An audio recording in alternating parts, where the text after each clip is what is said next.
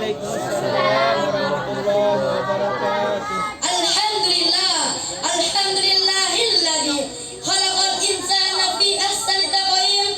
Assalatu wassalamu ala sayyidil anbiya'i wal mursalin sayyidina wa maulana Muhammadin wa ala alihi wa sahbihi ajma'in. Amma ba'du. Dewan Hakim yang arif dan bijaksana, hadirin yang kami hormati. Profesor Dr. Insinyur Haji Baharudin Yusuf Habibie, Presiden ketiga Republik Indonesia, mengatakan masa depan suatu bangsa harus bergantung pada sumber daya manusia yang terbarukan, termasuk Indonesia. Sebanyak apapun sumber daya alam yang dimiliki, apabila tidak dimanfaatkan dengan baik, akan berpengaruh pada kualitas dan produktivitas itu sendiri.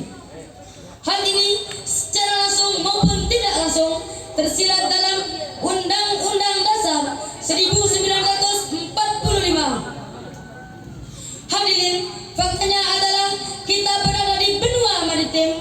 Indonesia merupakan negara kepulauan terbesar dunia. Kekayaan alam melimpah di mana-mana yang seharusnya dapat menjadikan Indonesia sejahtera. Namun realitanya, hadirin, banyak masyarakat Indonesia yang hidup di bawah garis kemiskinan. Di dunia di bawah kolong jembatan. Sesuap nasi untuk memakan saja sangat sulit didapatkan. Banyak anak-anak yang tak dapat melanjutkan pendidikan. Sarjana pun sangat sulit mencari pekerjaan. Tetapi korupsi ditanggapi dengan banyak alasan. Mencari seorang pun tak dapat ditemukan. Janji tinggal hanya kenangan. Tak pernah petinggi negara merasakan apa yang negara kita rasakan. Betul hadirin. Betul. Inilah, hadirin, realita yang ada di negara kita, Indonesia. Lalu bagaimanakah solusinya terhadap persoalan ini? Sebagai jawabannya, pada kesempatan kali ini kami akan membawakan sebuah syarahan yang berjudul Sumber daya manusia dalam perspektif Al-Quran. dengan landasan Quran surah Al-Isra ayat 70.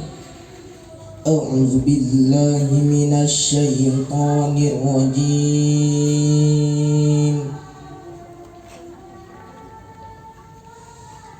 Bismillahirrahmanirrahim.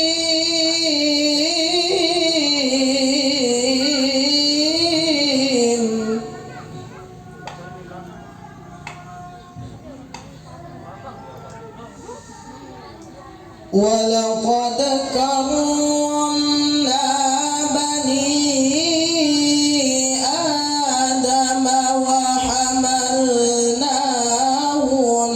فِي الْبَرِّ وَالْبَحْرِ وَرَزَقْنَاهُمْ مِنَ الطَّيِّبَاتِ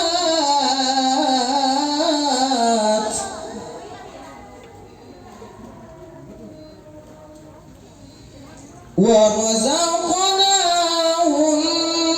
مِنَ الطَّيِّبَاتِ وَفَضَّلْنَاهُمْ عَلَى كَثِيرٍ مِّمَّنْ خَلَقْنَا تَفْضِيلًا. Hamba berlindung kepada Allah dari godaan syaitan yang terkutuk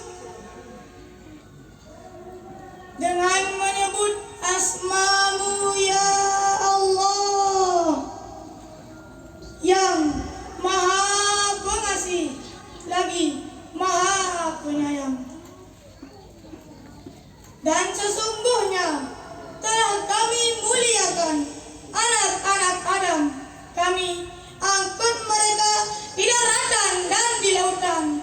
Kami beri mereka rezeki dari yang baik-baik, dan telah kami lebihkan mereka dengan kelebihan yang sempurna atas kebanyakan makhluk yang telah kami ciptakan.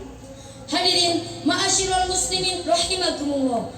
ayat yang baru saja kita dengarkan bersama dijelaskan oleh Syihabuddin Mahmud bin Abdullah Al-Husaini Al-Alsi di dalam Ruhul Ma'ani fi Tafsiril Qur'anil Azim wa Tabul Matani jilid 9 halaman 22, bahwa ayat di atas mengandung 5 anugerah yang diberikan kepada manusia, yaitu kemuliaan dari Allah Subhanahu wa taala, transportasi darat dan laut, penghasilan atau rezeki dari hasil yang baik, dan keunggulan dari makhluk yang lain.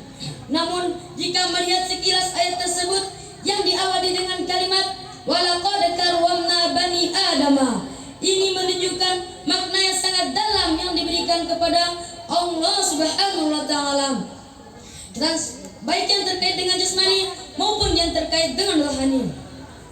Hadirin, kini saatnya kita bersyukur kepada Allah Subhanahu wa taala atas kenikmatan yang diberikan kepada manusia. Kita harus memompa semangat bekerja.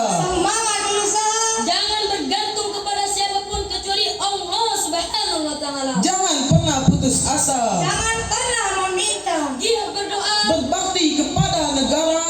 Dan selalu melakukan aktivitas sesuai aturan agama.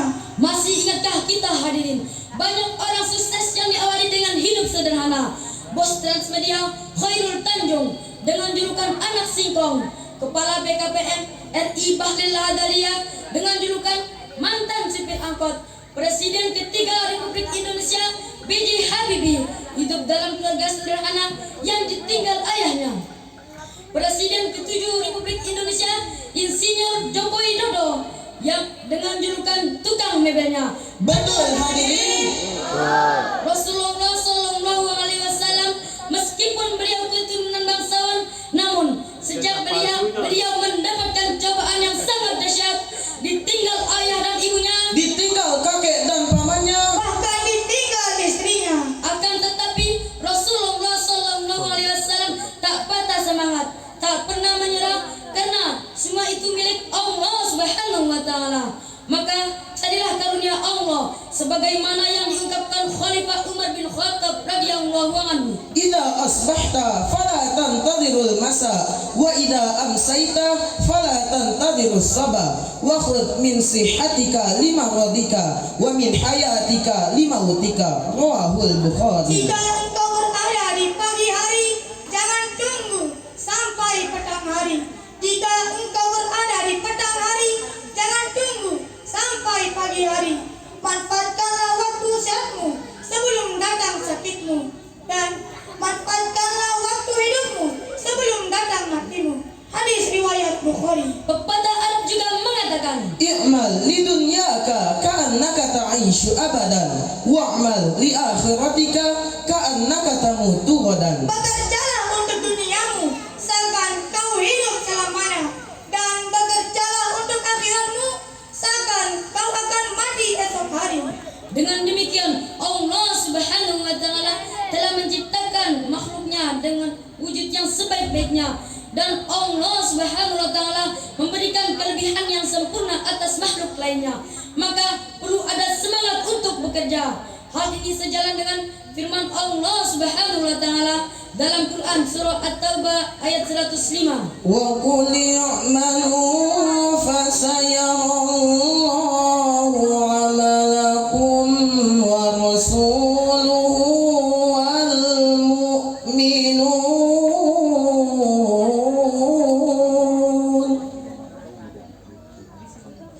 wa saturadduna ila 'alimil ghaibi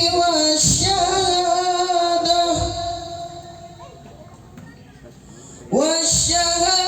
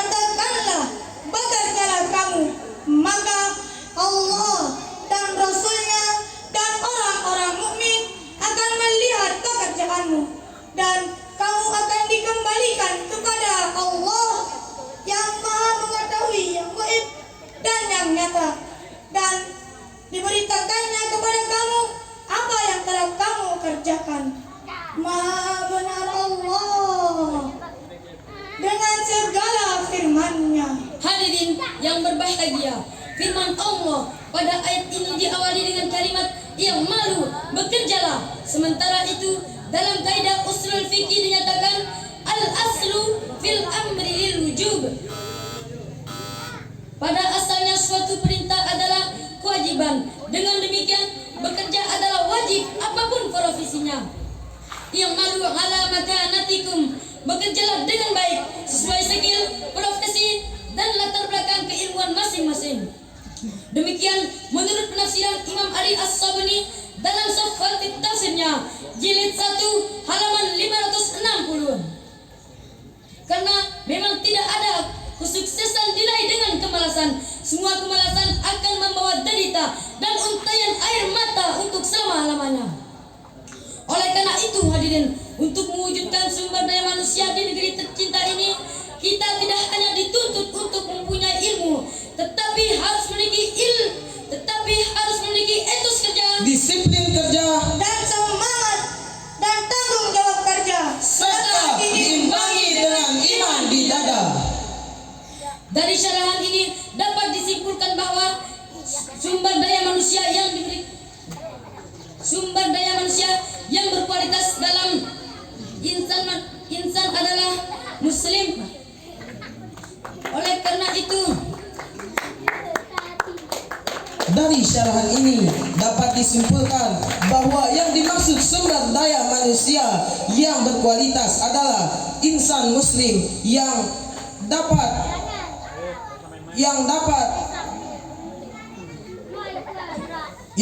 mengamalkan karunia dari Allah Subhanahu wa taala dengan optimal, pantang menyerah dan tak pernah putus asa. sebelum kami akhiri, kami akan menyampaikan sebuah pantun. Terik matahari sangatlah panas, Sampai keringat menetes-netes, haruskah kita bekerja keras agar kelak kita menjadi sukses. Adallahu wa iyyakum ajma'in. Wassalamualaikum warahmatullahi wabarakatuh. Waalaikumsalam warahmatullahi wabarakatuh.